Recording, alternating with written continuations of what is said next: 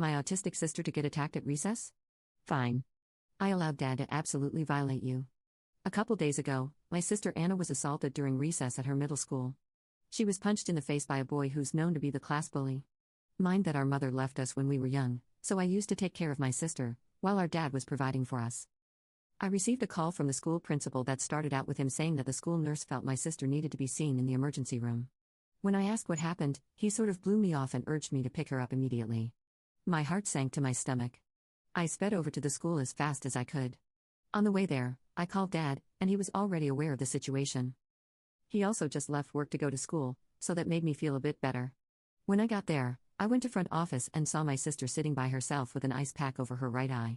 For context, my sister is nonverbal and has autism. So when I saw her sitting by herself unsupervised, I was furious. She stood up and hugged me with her free arm while the other one held the ice pack over her eye. I almost cried, but I held it together for her. I put my arm around her and we walked to the back of the office in search of the principal. We get to the back and the principal is sitting at his desk, eating chips and typing on his laptop. I asked him what happened to my sister and why she was left unsupervised in the front. He blew me off again. All he said was, "Ma'am, you can take your sister to the hospital now." Mind you, this is my first interaction with this principal. We don't have an established relationship, so I'm flabbergasted at his rudeness. Also, she clearly doesn't need to go to the ER. She's not crying or throwing a fit. The only evidence of injury is a small ice pack over her eye.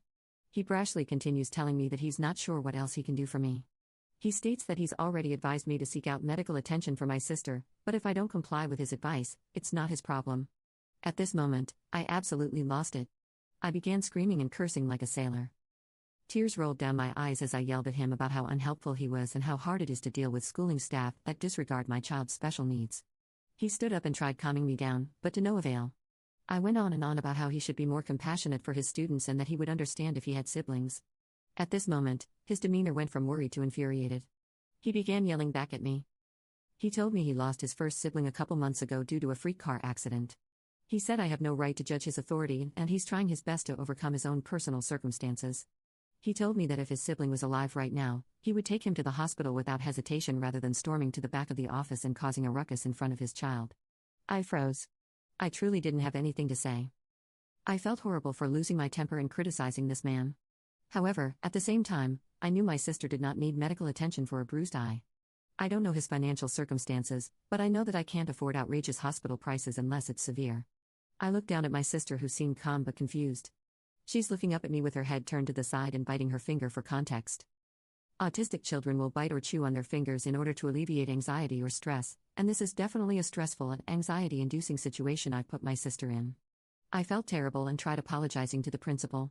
In the middle of me trying to right my wrongs, he cuts me off, begins yelling at me to get out of his office. At this moment, I turn around to the sound of heavy footsteps and see